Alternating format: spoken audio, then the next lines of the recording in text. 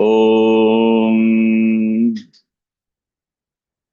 वक्रतुण्ड महाकाय सूर्यकोटिसमप्रभ निर्विघ्नं कुरु मे देव सर्वकार्येषु सर्वदा। सरस्वती नमस्तुभ्यं वरदे कामरूपिणि विद्यारम्भं करिष्यामि सिद्धिर्भवतु मे सदा। गुरुर्ब्रह्मा गुरुर्विष्णुः गुरुर्देवो महेश्वरः गुरुः साक्षात् परं ब्रह्म तस्मै श्रीगुरवे नमः। ॐ सहना भवतु सहनौ भुनक्तु सह वीर्यं करवावहै तेजस्विनावधीतमस्तु मा विद्विषावहै। ॐ शान्तिः शान्तिः शान्तिः।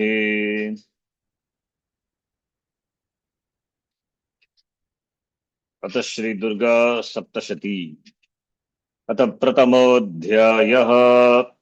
ॐ प्रथमचरित्रस्य ब्रह्मा ऋषिः महाकाली देवता गायत्री छन्दः नन्दा शक्तिः रक्तदन्तिका बीजम् अग्निस्तत्त्वम् ऋग्वेदस्वरूपम् श्रीमहाकाली प्रीत्यर्थे प्रथमचरित्रजपे विनियोगः।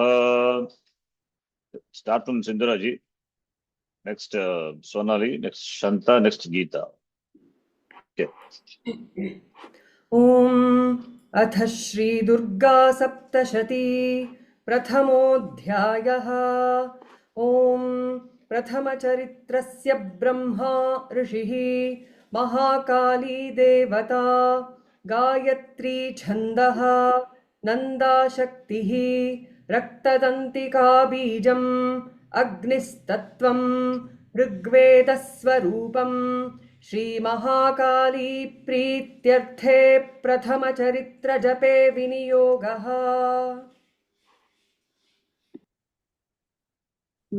I don't know what I should say for Om. अथ प्रथमोऽध्यायः। Om अथ प्रथमोऽध्यायः। Om प्रथमचरित्रस्य ब्रह्मा ऋषिः महाकाली देवता गायत्री छन्दः नन्दा शक्तिः रक्तदन्तिका बीजम् अग्निस्तत्त्वं ऋग्वेदस्वरूपम् श्रीमहाकाली प्रीत्यर्थे प्रथमचरित्रजपे विनियोगः। अथ श्री दुर्गा सप्तशती प्रथमोऽध्यायः। ओम प्रथमचरित्रस्य ब्रह्मा ऋषिः महाकाली देवता गायत्री छन्दः नन्दाशक्तिः रक्तदन्तिका बीजम् अग्निस्तत्त्वम् ऋग्वेदस्वरूपं श्री महाकाली प्रीत्यर्थे प्रथम चरित्रजपे विनियोगः। अथ प्रथमोऽध्यायः।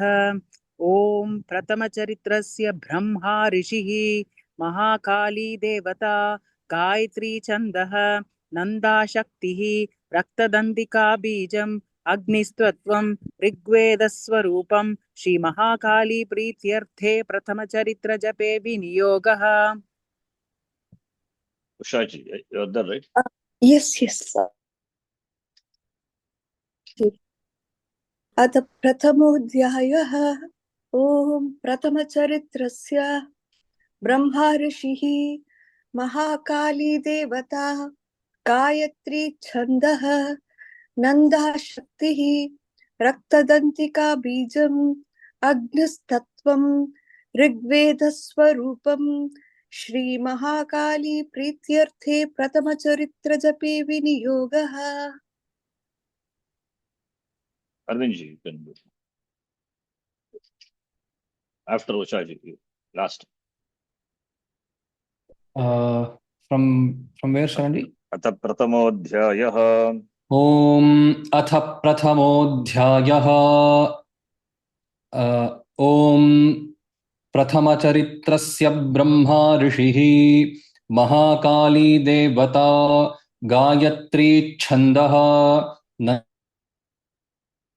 तदन्तिका बीजम् अग्निस्तत्त्वं ऋग्वेदस्वरूपं श्रीमहाकाली प्रीत्यर्थे प्रथमचरित्रजपे विनियोगः। ध्यानम् ॐ खड्गं चक्रगदेषु चापपरिघाञ्छूलं भुशुण्डीं शिरः शङ्खं सन्धदतीं करैस्त्रिनयनां सर्वाङ्गभूषावृताम् नीलाश्मद्युतिमास्य पाददशकां सेवे महाकालिकाम् यामस्तौत्स्वपिते हरौ कमलजो हन्तुं मधुं कैटभम् ॐ नमश्चण्डिकायै ध्यानम् ॐ खड्गं चक्रगदेषु चापपरिघान् शूलं भुशुण्डीं शिरः शङ्खं सन्दधतीं करैस्त्रिनयनां सर्वाङ्गभूषावृताम् नीलाश्मद्युतिमास्य पाददशकां सेवे महाकालिकाम् यामस्तौत्स्वपिते हरौ कमलजो हन्तुं मधुं कैटभम् ॐ नमश्चण्डिकायै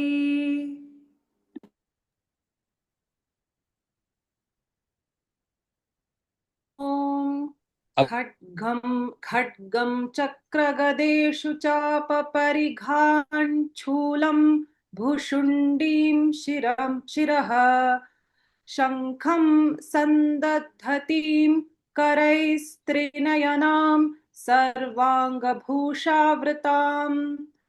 नीलाश्मद्युतिमास्य पाददशकां सेवे महाकालिकाम् यामस्तौत्स्वपिते हरौ कमलजो हन्तुं मधुं कैटभम्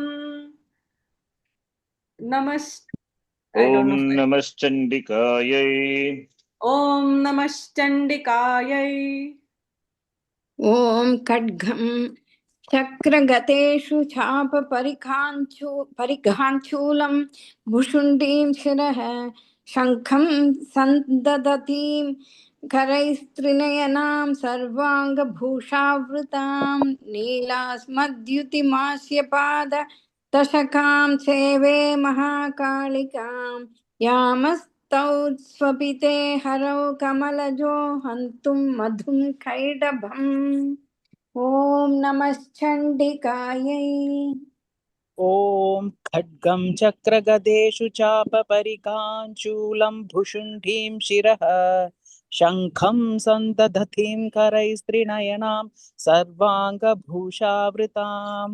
नीलास्मद्युतिमास्य पाददशकां सेवे महाकालिकां यामस्तौ स्वपिते हरो कमलजो हन्तुं मधुं कैटभम् ॐ नमश्चण्डिकायै ध्यानम् ॐ खड्गं चक्रगदेषु चापपरिघान् शूलं भुशुण्डीं शिरः शङ्खं सन्दधतीं करैस्त्रिनयनां सर्वाङ्गभूषावृतां नीलाश्मद्युतिमास्य पाददशकां सेवे महाकालिकां यामस्तौत्स्वपिते हरौ कमलजो हन्तुं मधुं कैटभम् ॐ ॐ नमश्चण्डिकायै ध्यानम् ॐ खड्गं चक्रगदेषु चापपरिघाञ्छूलं भुशुण्डीं शिरः शङ्खं सन्दधतीं करैस्त्रिनयनां सर्वाङ्गभूषावृतां नीलाश्मद्युतिमास्य पाददशकां सेवे महाकालिकाम् यामस्तौत्स्वपिते हरौ कमलजो हन्तुं मधुं कैटभम् ॐ नमश्चण्डिकायै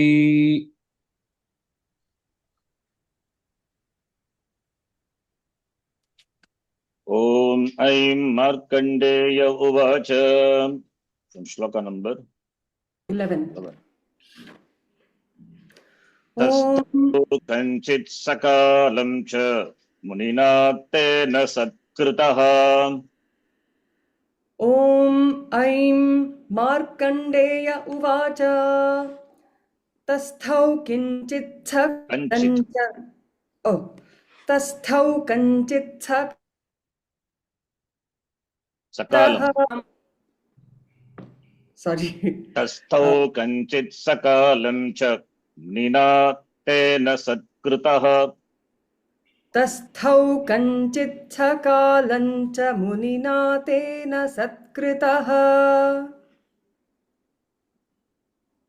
Om Aim Markandaaya Uvacha. Correct? Markandeya Markandeya Uvacha. Tasthau Kanchit Sakalancha Munina Tena Satkritah. ॐ ऐं मार्कण्डेय उवाच तस्थौ कञ्चित्सकालं च मुनिना तेन सत्कृतः ॐ ऐं मार्कण्डेय उवाच तस्थौ कञ्चित् सकालं च मुनिना तेन सत्कृतः मुनिना ॐ not munina munina okay yeah continue ॐ ऐं मार्कण्डेय उवाच तस्थौ कञ्चित् सकालं च मुनिना तेन सत्कृतः ॐ ऐं मार्कण्डेय उवाच तस्थौ कञ्चित्सकालं च मुनिना तेन सत्कृतः इतश्चेतश्च विचरं तस्मिन् मुनिवराश्रमे इतश्चेतश्च विचरं तस्मिन् मुनिवराश्रमे इतश्चेतश्च विचरन्स् तस्मिन् मुनिवराश्रमे इतश्चेतश्च विचरं तस्मिन् मुनिवराश्रमे इतश्चेतश्च विचरन्स् तस्मिन् मुनिवराश्रमे इतश्चेतश्च विचर तस्मिन् मुनिवराश्रमे इतश्चेतश्च विचरंस्तस्मिन् मुनिवराश्रमे not विचरन्स् विचरंस् विचरंस् इतश्चेतश्च विचरंस्त तस्मिन् मुनिवराश्रमे इतश्चेतश्च विचरंस्तस्मिन् मुनिवराश्रमे How do तस्थौ we split this, Charanji? How do we Yeah. split this? Itashchetascha. ah, After that, vicharams tasmin. How do we? we have not seen the sandhi vicharan it is Vicharan and tasmin. no yeah vicharan and tasmin yes Okay. repanuswara sandhi we have not seen तस्थौ कञ्चित् सकालं च मुनिना तेन सत्कृतः इतश्चेतश्च विचरंस्तस्मिन् मुनिवराश्रमे तस्थौ कञ्चित् सकालं च मुनिना तेन सत्कृतः इतश्चेतश्च विचरंस्तस्मिन् मुनिवराश्रमे तस्थौ कञ्चित् सकालेन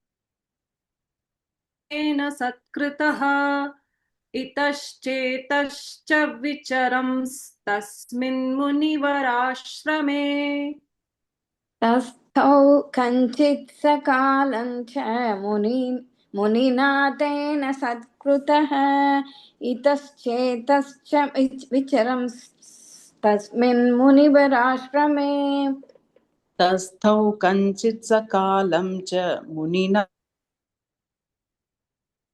तश्चेतश्च विचरंस्तस्मिन् मुनिवराश्रमे तस्थौ किञ्चित् सकालं च कञ्चित् not किञ्चित् तस्थौ कञ्चित् सकालं च मुनिना तेन सत्कृतः इतश्चेतश्च विचरन् तस्मिन् मुनिवराश्रमे Tasthau. not vicharan. Vicharan. Vicharams. Vicharam. Okay. Vicharam tasmin munivarashrame. तस्थौ कन् Sharanji, yeah. sorry. Sharanji, is it Kalamcha or Kalancha? Both are okay. Okay. Kalamcha is fine. If you know Sandhi, you can say Kalancha. Otherwise, Kalamcha. Yes. इत्थकालञ्च मुनिना तेन सत्कृतः इतश्चेतश्च विचरंस्तस्मिन्मुनिवराश्रमे सोचिन्तयत्तदा तत्र ममत्वा कृष्टचेतनः सोचिन्तयत्तदा तत्र ममत्वाकृष्टचेतनः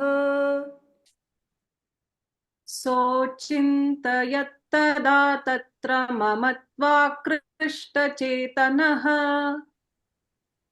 शोचिन्तयत्तदा तत्र ममत्वाकृष्ट न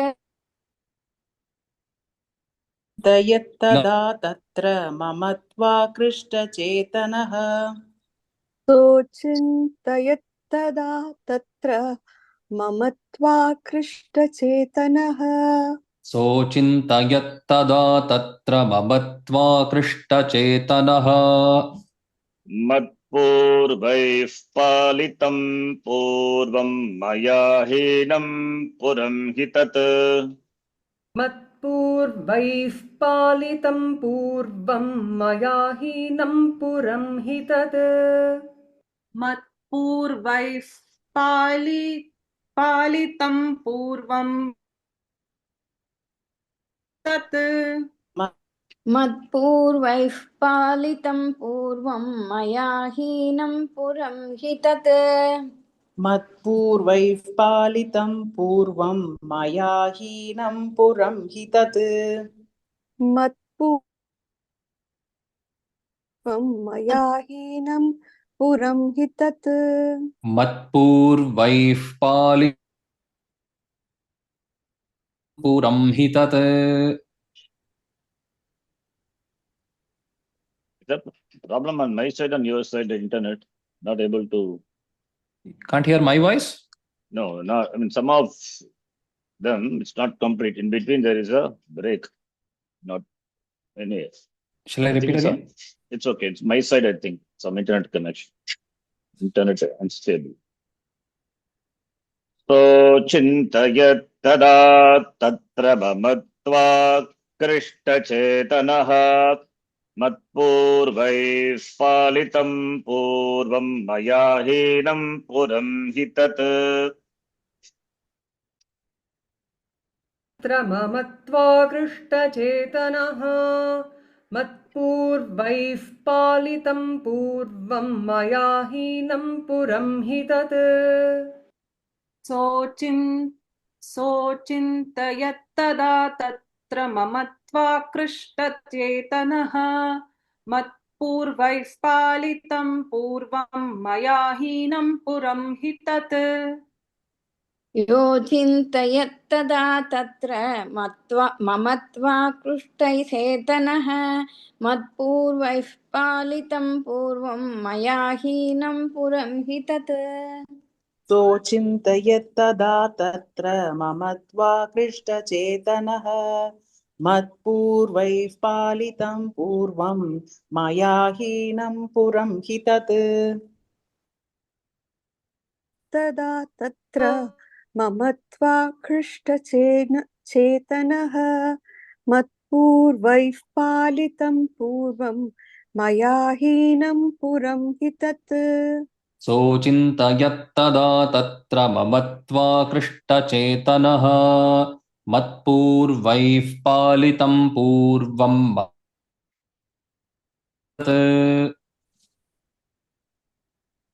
मद्भृत्यैस्तैरसद्वृत्तैर्धर्मतः पाल्यते न वा मद्भृत्यैस्तैरसद्वृत्तैर्धर्मतः पाल्यते न वा मद्भृत्यैस्तैरसद्वृत्तैर्धर्म मतः पाल्यते न वा मद्भृत्यैस्तैर सद्वृत्तैर्धर्मतः पाल्यते न वा मद्भृत्यैस्तैरसत्पाल्यते न वा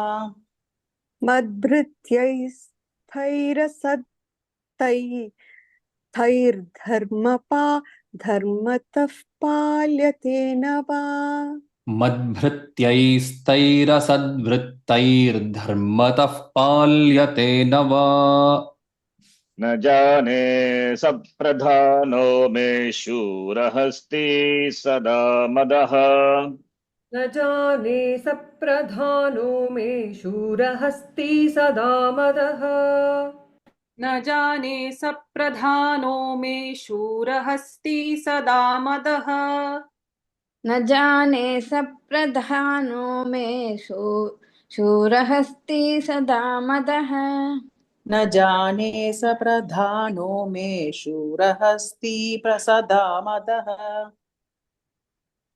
न जाने सप्रधानो मे शूरहस्ति सदा मदः न जाने सप्रधानो मे शूरहस्ति सदा मदः मद्भृत्यैस्तैरसद्वृत्तैर्धर्मतः पाल्यते न वा न जाने सप्रधानो मे शूरहस्ति सदा मदः मद्भृत्तैस्तैरसद्वृत्तैर्धर्मतः पाल्यते न वा न जाने सप्रधानो मे शूरहस्ति सदा मदः सद्भृत्यैस्तैर मद ओ not sad मद्भृत्यैस्तैर सद्वृत्तैर्धर्मतः पाल्यते न वा न जाने सप्रधानो मे शूरहस्ति सदा मदः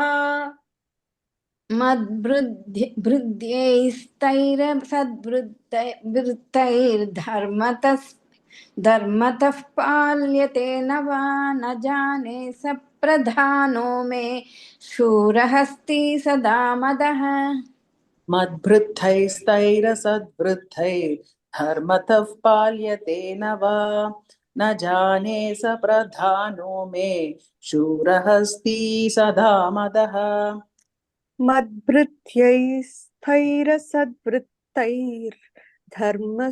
धर्मतः पाल्यते न वा न जाने सप्रधानो मे शूरहस्ति सदा मदः मद्भृत्यैस्तैरसद्वृत्तैर्धर्मतः पाल्यते न वा न जाने सप्रधानो मे शूरहस्ति सदा मदः मम वैरिवशं यातः खान् भोगानुपलप्स्यते मम वैरिवशं यातः कान् भोगानुपलप्स्यते मम वैरिवशं यातः कान् लप्स्यते लप्स्यते मम वैरिवशं यातः कान् भोगानुपलप्स्यते मम वैरीवशं यातः कान् भोगान् उपलप्स्यते मम वैरिवशं यातः खान् भोगान् उपलप्स्यते मम वैरिवशं यातः कान् भोगानुपलप्स्यते ये ममानुगता नित्यं प्रसादधनभोजनैः ये ममानुगता नित्यं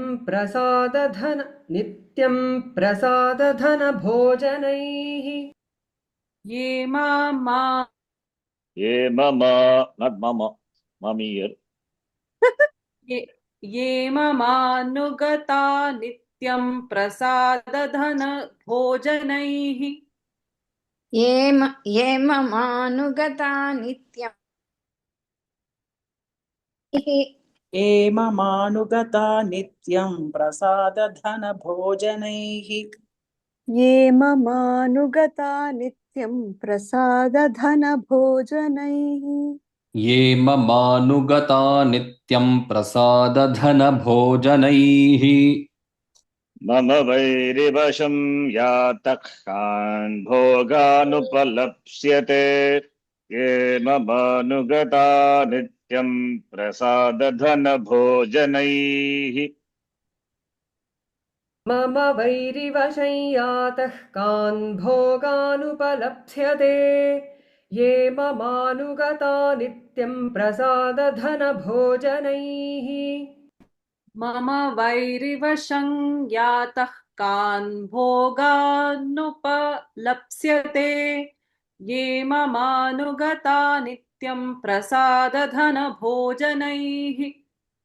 मम वैरिवशं यातः कान् भोगानुपलप्स्यते ये ममानुगता नित्यं प्रसादधनभोजन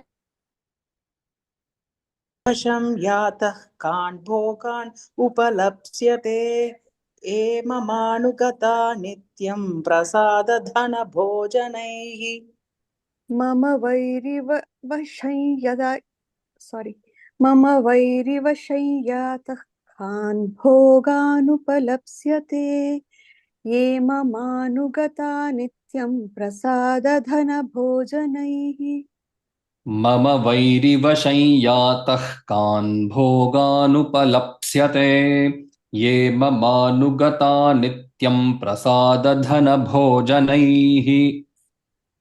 अनुवृत्तिं ध्रुवं तेद्य कुर्वन्त्यन्यमहीभृताम् अनुवृत्तिं ध्रुवन्तेऽद्य कुर्वन्त्यन्यमहीभृताम् अनुवृत्तिं ध्रुवं तैद्य तेद्य तेद्य कुर्तेद्य कुर्वन्त्यन्यमहीभृताम् अनुवृत्तिं ध्रुवं तेद्य कुर्वन्त्यन्यमहीभृताम् अनुवृत्तिं ध्रुवं तेद्य कुर्वन्त्यन्यमहीभृताम्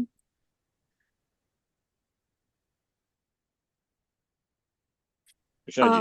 yes अनुवृत्तिं ध्रुवं तेद्य कुर्वन्त्यन्यमहीभृताम् कुर्वन्त्यन्यमहीभृताम् अनुवृत्तिं ध्रुवन्तेऽद्य कुर्वन्त्यन्यमहीभृताम् ते अद्य पररूपसन्धि पूर्वरूपसन्धि कुर्वन्ति अन्यमहीभृताम् यन् सन्धि कुर्वन्ति प्लस अन्यमहीभृताम् so कुर्वन्त्यन्य okay असम्यक् व्ययशीलैस्तैः कुर्वद्भिः सततं व्ययम् असम्यग्व्ययशीलैस्तैः कुर्वद्भिः सततं व्ययम् असंयग्व्ययशीलैस्तैः कुर्वद्भिः सततं व्ययम् असंयग्व्ययशील कुर्वद्भिः सततं व्ययम् असंव्यग्ययशीलैस्तैः कुर्भिः सततं कुर्वद्भिः सततं वयम् कुर्वद्भिः सततं वयम् असंयग्व्ययशीलैस्तैः कुर्वद्भिः सततं व्ययम् istैः कुर्वद्भिः सततं व्ययम्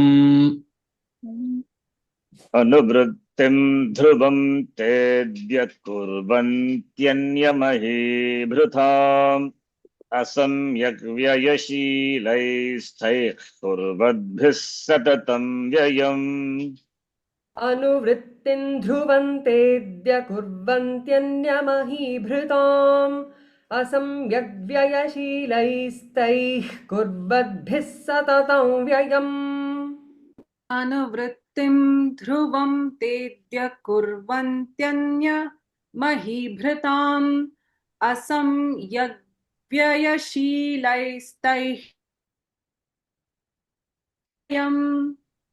अनुवृत्तिं ध्रुवं तेद्य कुर्वन्त्यन्यमहीभृताम् असंयग्व्ययशीलैस्तैः कुर्वद्भिः सततं व्ययम् अनुवृत्तिं ध्रुवं तेद्य कुर्वन्त्यन्यमहीभृताम् असंव्यग्ययशीलैस्तैः कुर्वद्भिः सततं व्ययम् अनुवृत्तिं ध्रुवन्तेद्य कुर्वन्त्यन्यमहीभृताम् असंयग्व्ययशीलैस्तथैः कुर्वद्भिः सततं व्ययम् असंयग् व्ययशीलैस्तैः कुर्वद्भिः सततं व्ययम् असंयग् व्ययशीलैस्तैः कुर्वद्भिः सततं व्ययम् असंयग्व्ययशीलैस्तैः कुर्वद्भिः सततं व्ययम्. I'm trying the chanting way, so it's becoming very difficult. Yeah, what is the difficult? So I'm trying to chant like how they do in the Vedic chanting style. So that Upupadmaniyas and the other ones, little difficult. We are doing that only. I mean, that is how it should be pronounced. If you are pausing, then we can say taihi. If you are not pausing, then it is supadmani, jukamulya. Juhamulya, yeah. अनुवृत्तिं ध्रुवं तेद्य असंयग्व्ययशीलैस्तैः कुर्वद्भिः सततं व्ययम् संचितः सोऽति दुःखेन क्षयं कोशो गमिष्यति सञ्चितः अयं कोशो गमिष्यति सञ्चितः सोऽति दुःखेन क्षयं कोशो गमिष्यति सञ्चितः सोति दुःखेन क्षयं कोशो गमिष्यति सञ्चितः सोऽति दुःखेन क्षयं कोशो गमिष्यति सञ्चितः सोऽति दुःखेन सञ्चितः सोऽति दुःखेन क्षयं कोशो गमिष्यति एतच्चान्यच्च सततं चिन्तयामास पार्थिवः एतच्चान्यच्च सततं चिन्तयामास पार्थिवः अन्यच्च सततं चिन्तयामास पार्थिवः एतच्छान्यच्च एतच्चान्यच्च सततं चिन्तयामास पार्थिवः एतच्चान्यच्च सततं चिन्तयामास पार्थिवः एतच्चान्यच्च सततं चिन्तयामास पार्थिवः सञ्चितः सोऽति दुःखेन क्षयं कोशो गमिष्यति एतच्चान्यच्च सततं चिन्तयामास पार्थिवः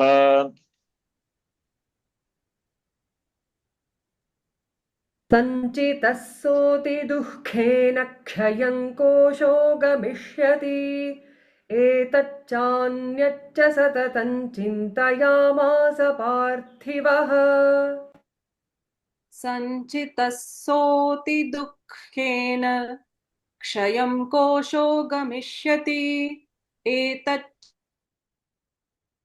चिन्तयामास पार्थिवः सञ्चितः सोति दुःखेन क्षयं कोशो गमिष्यति एतच्छान्यच्च सततं चिन्तयामास पार्थिवः सञ्चितः सोऽति दुःखेन क्षयं कोशो गमिष्यति एतच्चान्यच्च सततं चिन्तयामास पार्थिवः सञ्चितस्सोऽति दुःखेन क्षयं कोशो गमिष्यति एतच्चान्यच्च सततं चिन्तयामास पार्थिवः सञ्चितः सोऽति दुःखेन क्षयं कोशो गमिष्यति एतच्चान्यच्च सततं चिन्तयामास पार्थिवः. Charanji, here एतच्चान् च अन्यत् च. Yeah. Yes. Okay. एतत् च अन्यत् च. Yes. तत्र विप्राश्रमाभ्यासे वैश्यमेकं ददर्शसः तत्र विप्राश्रमाभ्यासे वैश्यमेकं तदर्शसः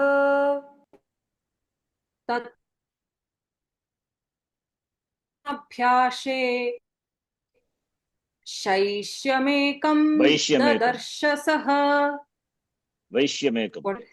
Okay. वैश्यमेकं ददर्शसः तत्र विप्राश्रमाभ्यासे वैश्यमेकं तदर्शसः तत्र विप्राश्रमाभ्यासे वैश्यमेकं ददर्शसः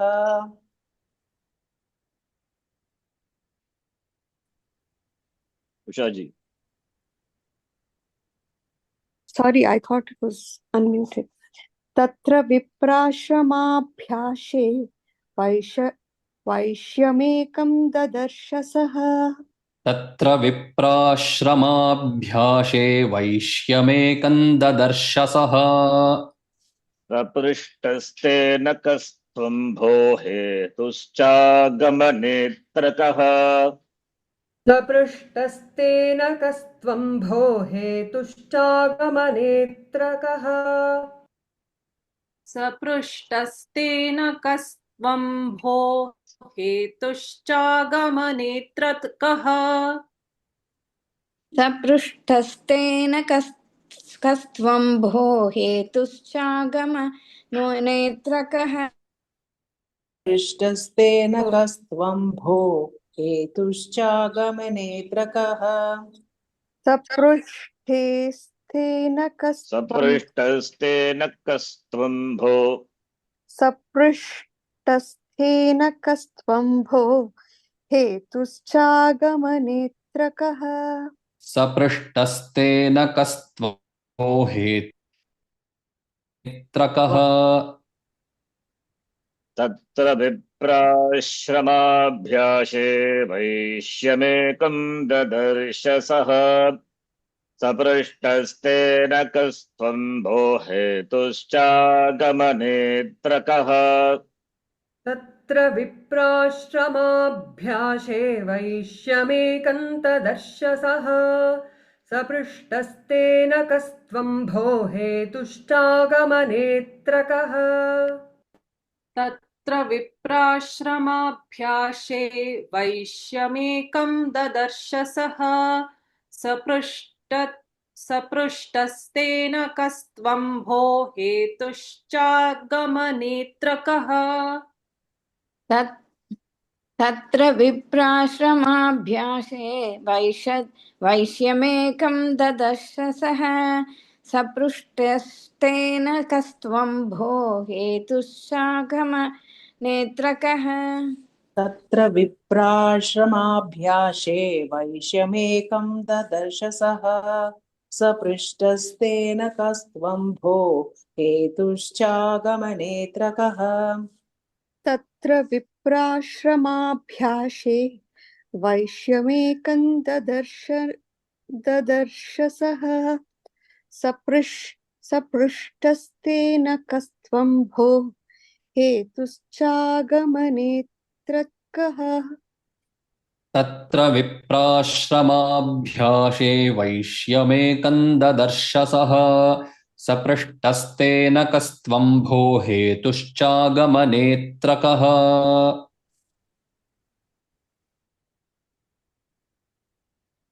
सशोक इव कस्मात् त्वं दुर्मना इव लक्ष्यसे सशोक इव कस्मात् त्वं दुर्मना इव लक्ष्यसे सशोक इव कस्मात् त्वं दुर्मना इव लक्ष्यसे सशोक इव कस्मात् त्वं दुर्मना इव लक्ष्यसे सशोक इव कस्मात् त्वं दुर्मना इव लक्ष्यसे सशोक इव कस्मात् त्वं दुर्मना इव लक्ष्यसे सशोक इव कस्मात् त्वं दुर्मना इव लक्ष्यसे Sashoka plus iva, what sandhi? सशोकेव यत्त्वं Don't make sandhi, already sandhi has happened. You have to split it. Not doing.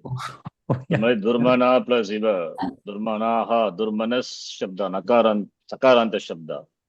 Like nakaranta what we saw, similarly sakaranta shabda. Nachiketas durmanaha, pratama ekavachana. Sashokaha plus iva, durmanaha plus, that's right. A plus E does not become A. Already sandhi has happened.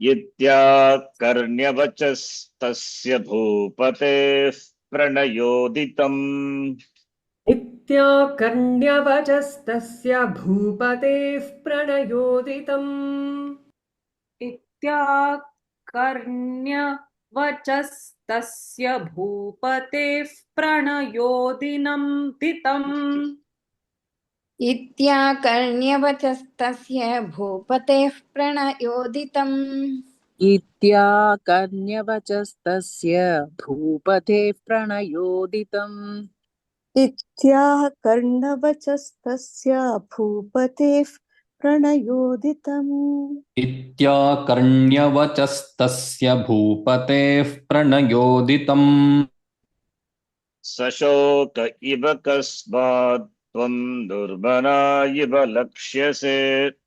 इत्याकर्ण्यवचस्तस्य भूपतेः प्रणयोदितम् सशोक इव कस्मात् त्वं दुर्मना इव लक्ष्यसे इत्याकर्ण्यवचस्तस्य भूपतेः प्रणयोदितम् सशोक इव कस्मात् त्वं दुर्मना इत्याकर्ण्यवचस्तस्य भूपतेः प्रणयोदितम् सशोक इव कस्मात् इव लक्ष्यसे इत्याकर्ण्यवचस्तस्य भूपतेः प्रणयोदितम् सशोक इव कस्मात् त्वं दुर्मना इव लक्ष्यस्तस्य भूपतेः प्रणयोदितम् सशोक इव कस्मात् त्वं दुर्मना इव लक्ष्यसे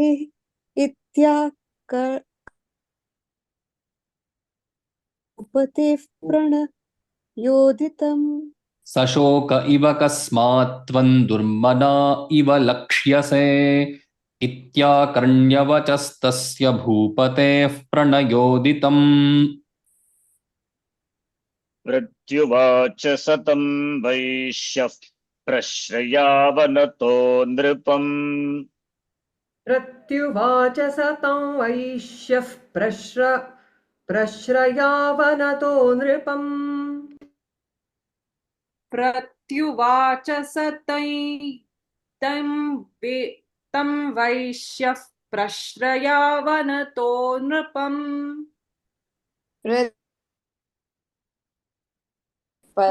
प्रश्रयावनतो नृपम् प्रत्युवाच सतं वैश्यः प्रश्रयावनतो नृपम् प्रत्युवाच सतं वैश्यः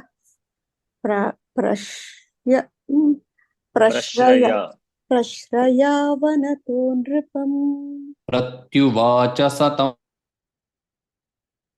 वनतो नृपम् वैश्यवुवाच समाधेर्नाम वैश्योऽहमुत्थितः समुत्पन्नो धनिनां कुले। वैश्य उवाच समाधिर्नाम वैश्योऽहमुत्पन्नो धनिनां कुले। वैश्य उवाच समाधिर्नाम वैश्योऽहमुत्पन्नो धनिनां कुले। वैश्य उवाच समाधिर्नाम वैश्योऽहम् उत्पन्नो धनिनां कुले। वैश्यवाच समाधिर्नाम वैश्योऽहम् उत्पन्नो धनिनां कुले। वैश्य उवाच समाधिर्नाम वैश्योऽहम् उत्पन्नो धनिनां कुले।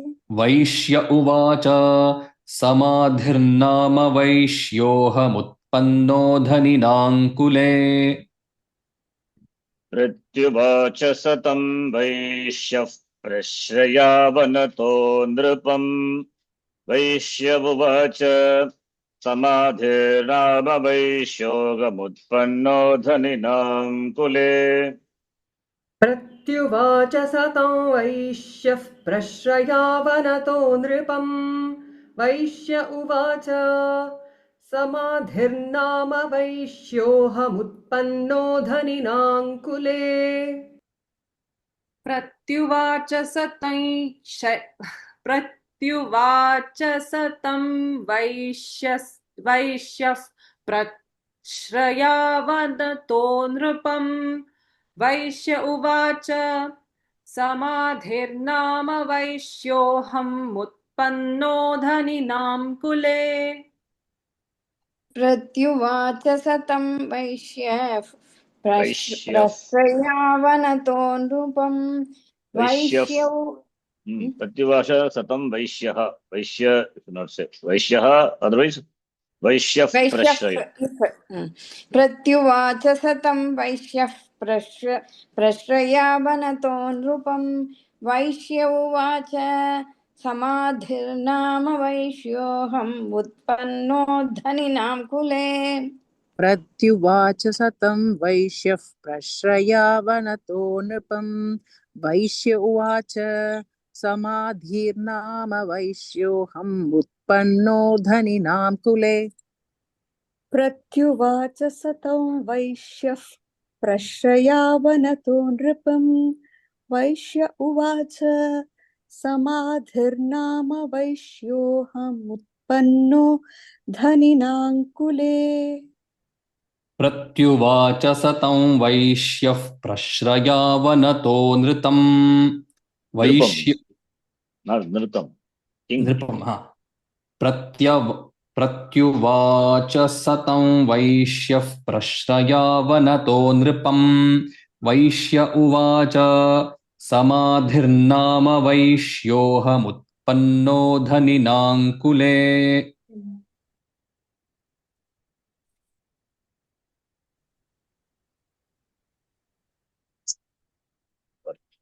पुत्रधारैर्निरस्तश्च धनलोभादः साधुभिः। पुत्रदारैर्निरस्तश्च धनलोभादसाधुभिः। पुत्रदारैर्निरस्तभिः।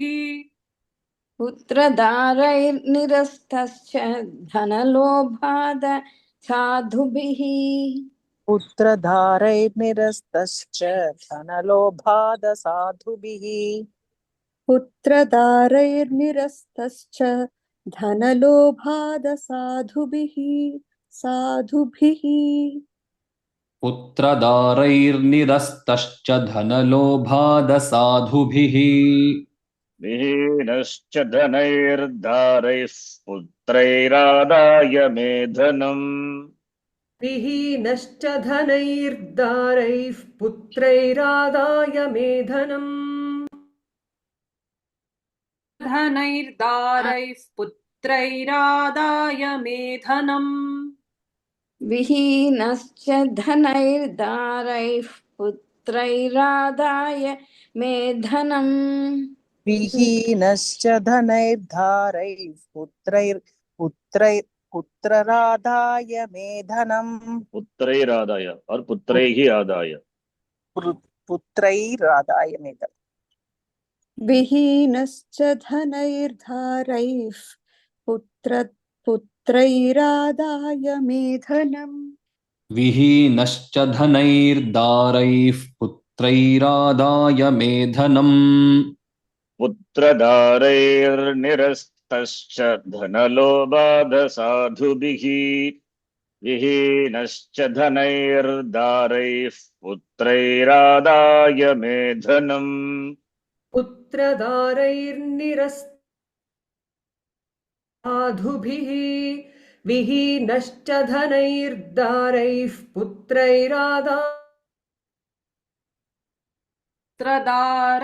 त्रदारैर्निरस्तश्च धनलोभादसाधुभिः विहीनश्च धनैर्दारैः पुत्रैरादाय मेधनम्.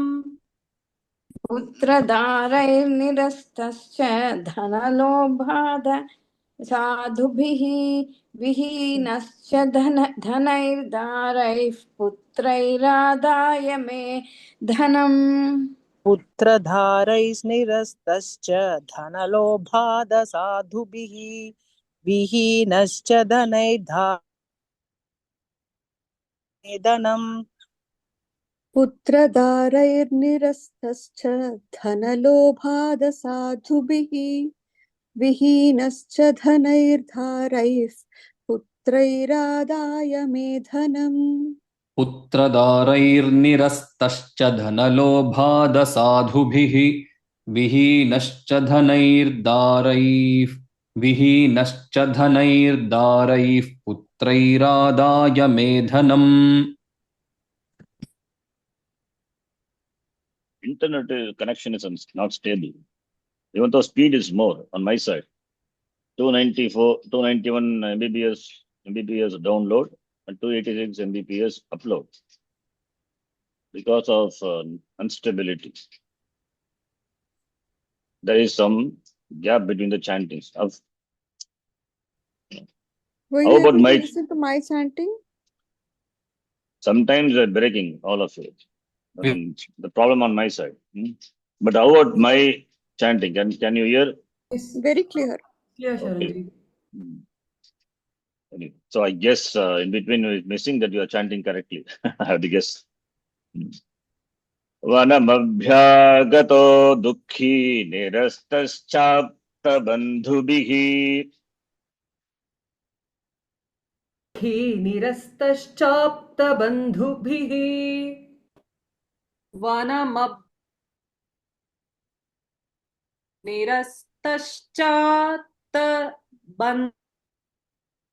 nirastaschapta alone I can't hear. When the beginning and the last part, only your I can see your movement of the mouth, but anyway, I guess you chant correctly. Okay. And here, Sindhaji also, Dukhi, Nirastaschapta Bandhubikhi, and Nirastaschapta Bandhubi, I could hear. Vanamabhyagato, gone. Gataha eva. Okay. Okay, fine. It's okay. When some problem on my side, I don't know. I have to find out with the internet person, service provider. Okay, next person. वनमभ्यागतो दुःखी You see, Dukhi, gone. After that, Dubihi, alone you can hear. Okay. Karanji, should we just continue next week then? Because I do want you to hear everything. But anyway, we'll complete 25, it is over. If the others find any fault, they can tell. That is. If you hear me, it's okay correctly. That's fine. But And what if others can find any pronunciation fault in our Yeah, that's a That good will idea. that will help. otherwise you have to find for yourself, because if you can hear my voice clearly, it's okay. Okay. Vanamabhyagato bandhubihi Vanamabhyagato dukhi nirastaschapta bandhubihi. Ushaji's only is clear. Arey, wow, thanks. वनमभ्यागतो दुःखी भुभिः. For you, yours also is not clear. Dukhi is there after that Dubihi. I'll try again. वनमभ्यागतो दुःखी निरस्तश्चाप्तबन्धुभिः. Yeah, second time is okay. I think all they can do then 2 times then. Soham न वेद्मि पुत्राणां कुशलात्मिकाम्. सोऽहं न वेद्मि कुशलात्मिकाम् Putranam is सोऽहं swallowed. न वेद्मि Putranam, that I Shalini? could not hear that word in between. Okay. She's doing it one. Yeah, please do it. सोऽहं न वेद्मि पुत्राणां कुशलात्मिकाम्. Yeah, it's good to do 2 times then. Yeah, continue. Soham na vedmi putranam kushalaatmikam. Soham na vedmi kushalaatmikam. सोऽहं न वेद्मि पुत्राणां कुशलात्मिकां सोऽहं न वेद्मि पुत्राणां कुशलात्मिकाम् सोऽहं न वेद्मि पुत्राणां कुशलात्मिकाम् सोऽहं न वेद्मि पुत्राणां कुशलात्मिकाम् सोऽहं न वेद्मि पुत्राणां कुशलात्मिकाम् सोऽहं न वेद्मि पुत्राणां कुशलात्मिकाम् सोऽहं न वेद्मि पुत्राणां कुशलात्मिकाम्. सोऽहं कुशलात्मिकाम्. It's good to do 2 times. You also get practice. See, and another thing is Soham na vedmi putranang. Those who can chant like that, they can do. Others don't struggle because you have to find out what letter follows, accordingly replace it, anuswara by the parasarna. If it is difficult, don't try. Soham na vedmi putranam, it's fine. Okay. Because when you chant, you should know what follows. So you should be aware of what following. You should be aware of what you are going to say in the spoken language also. Accordingly, it is changed. It's difficult. Means everything is planned and done. Okay, so you should know what you are going to say. Sandhi also like that. What you are going to say, and then the next word what follows, depending on that, Sandhi happens, right? Sanskritam is like that. Vanamabhyagato dukhi nirastaschapta bandhubhihi soham na vedmi putranam kushalaatmikam. वनमभ्यागतो दुःखी निरस्तश्चाप्तबन्धुभिः सोऽहं न वेद्मि पुत्राणां कुशलात्मिकाम्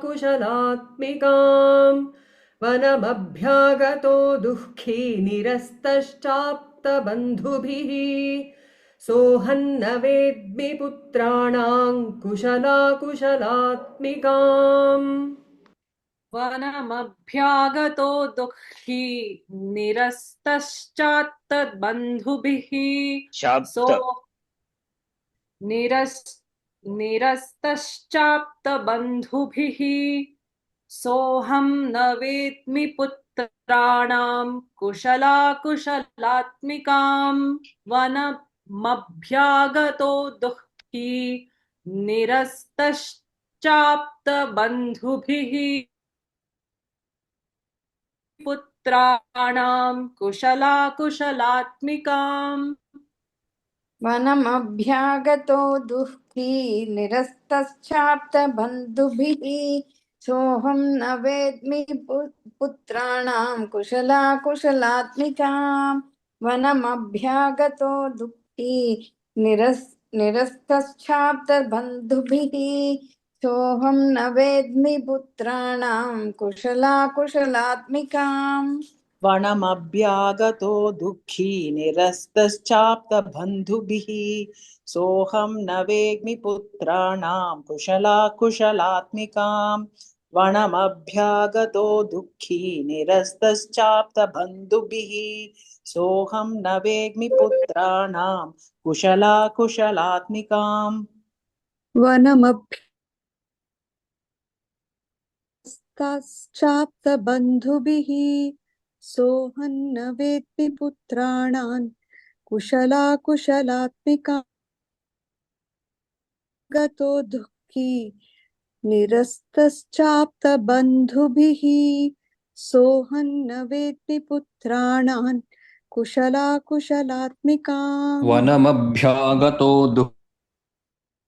दुःखबन्धुभिः सोऽहं न वेद्मि पुत्राणां कुशलात्मिकाम् वनमभ्यागतो दुःखी निरस्तश्चाप्तबन्धुभिः सोऽहं न वेद्मि पुत्राणां कुशलात्मिकाम्. This also, it's a good text for Sandhi splitting and identifying the each word, what vibhakti, what vachanam, and then doing the anvaya and understand the meaning of the shloka. In fact, I have done once like that, but not recorded all the shlokas. So I explained with the word by word meaning and the total meaning. But We are anyway, eagerly waiting. we don't have time based on that Guptavati Bhashyam. But time, it's a problem. Charanji, you said you will teach us that. Yes. After Very we eagerly complete, then by the time you Sandhi, you will be much familiar and many things you know what Vibhakti, what Vachanam, then we can do Anvaya, connect. We can do based on Bhashyam, Guptavati Bhashyam. There are many commentaries, so many other. Guptavati is famous by Bhaskaraya. Bhaskaraya is the ultimate. He is the one. The two people I like, I am the fan of two people. One is Vidyaranya Muni, other one is Bhaskaraya. Both are gems, real masters. How much they could do in single life, Babre. So much thing they have done in one life. Bhaskaraya, great devotee of Devi. But Devi sits on his shoulder and debates. The opponent is just shattered. A great person. He has written commentary like Shankaracharya on the Prasthanatrayam. Lalita Sahasranamam, Saundaralakari, and Devi Mahatmya. For Shaktas, these are the Prasthanatrayam. Okay, anyway. Pravrittim Swajananam Chadaranam Chatra Samstitaha. प्रवृत्तिं स्वजनानां च दाराणां चात्र संस्थितः प्रवृत्तिं स्वजनानां च दाराणां चात्र संस्थितः प्रवृत्तिं स्वजनानां च दाराणां चात्र संस्थितः प्रवृत्तिं स्वजनानां च दाराणां चात्र संस्थितः प्रवृत्तिं स्वजनानां च दाराणां छात्र संस्थितः प्रवृत्तिं स्वजनानां च दाराणां छात्र संस्थितः प्रवृत्तिं स्वजनानां च दाराणां चात्र संस्थितः प्रवृत्तिं स्वजनानां च दाराणां चात्र संस्थितः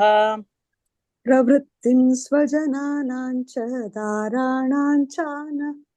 दाराणां चात्र संस्थितः प्रवृत्तिं स्वजनानां च दाराणां चात्र संस्थितः Dharanam only. Dharanam, not there.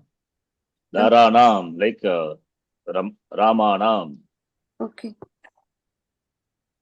प्रवृत्तिं स्वजनानां च दाराणां चात्र संस्थितः प्रवृत्तिं स्वजनानां च दाराणां चात्र संस्थितः.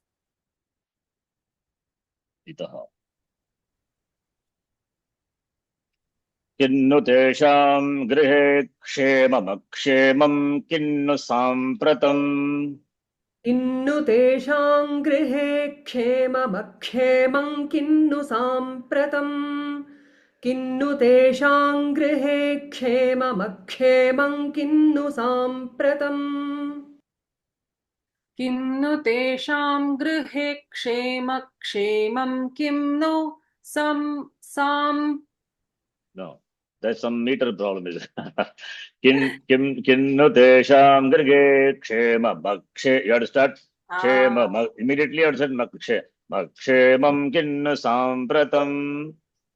किं नु तेषां गृहे क्षेममक्षेमं किं नु साम्प्रतम् किं नु तेषां गृहे क्षेममक्षेमं किं नु साम्प्रतम् किन्नु ते क्षेमम् अक्षेमं किन्नु साम्प्रतं किन्नु तेषां गृहे क्षेमम् अक्षेमं किन्नु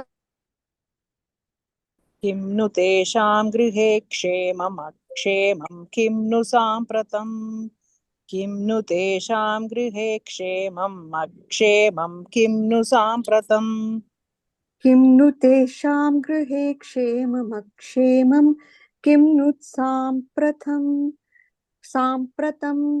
किं नु तेषां गृहे क्षेममक्षेमं किं नु साम्प्रतम् किन्नु तेषां गृहे क्षेममक्षेमं किन्नु साम्प्रतम् किन्नु तेषां गृहे क्षेममक्षेमं किन्नु साम्प्रतम् प्रवृत्तिं स्वजनानां च दाराणां चात्र संस्थितः किं नु तेषां गृहे क्षेममक्षेमं किं नु साम्प्रतम् प्रवृत्तिं स्वजनानां च दाराणां चात्र संस्थितः किन्नु तेषां गृहे क्षेमम् प्रवृत्तिं स्वजनानां च दाराणां चात्र किन्नु तेषां गृहे क्षेममक्षेमं किन्नु साम्प्रतम् क्षेमं किन्नु मक्षेमं किम् Mumkin. Yeah, I'm not. I didn't hear anyway. Second time in here. प्रवृत्तिं स्वजनानां च दाराणां चात्र संस्थितः किं नु तेषां गृहे नु सम्प्रतम् Sampratam. प्रवृत्तिं स्वजनानां च दाराणां चात्र नु तेषां गृहे प्रवृत्तिं स्वजनानां च दाराणां छात्र संस्थितः किन्नु तेषां गृहे क्षेमम् अक्षेमं किन्नु साम्प्रतम् प्रवृत्तिं स्वजनानां च दाराणां छात्र संस्थितः किन्नु तेषां गृहे क्षेमम् अक्षेमं किन्नु साम्प्रतम् प्रवृत्तिं स्वजनानां च दाराणां चात्र संस्थितं गृहे क्षेमम् अक्षेमं किं नु साम्प्रतम् प्रवृत्तिं स्वजनानां च दारा किं नु तेषां गृहे क्षेमम् अक्षेमं किं नु साम्प्रतम् Isn't it pravrittim? Huh? Isn't it Pravr- pravrittim? Pravrittim. Pravrittim. Yes. Pravrittim. Not only. pravrittim. Not. Not pravrittim. Pravrittim. Not pravra. Pravrittim. Pravr. Vr. Not bra. Pravrittim. Yes. There is a matra for the. So tha. So Pravrittim. That's not a. She's asking something. प्रवृत्तिं स्वजनानां च दाराणां चात्र संस्थितः किं नु तेषां गृहे क्षेममक्षेमं किं नु साम्प्रतं Sampratam. साम्प्रतं प्रवृत्तिं स्वजनानां च दाराणां चात्र संस्थितः किं नु तेषां गृहे क्षेमप्रदम् प्रवृत्तिं स्वजनानां च दाराणां चात्र संस्थितः किन्नु तेषां गृहे क्षेममक्षेमं किन्नु साम्प्रतम् प्रवृत्तिं स्वजनानां च दाराणां चात्र संस्थितः किन्नु तेषां गृहे क्षेममक्षेमम् We'll Is it stop here. Kimnu or is it Kidnu? Is it Kimno or Kinno, anything is okay. Okay.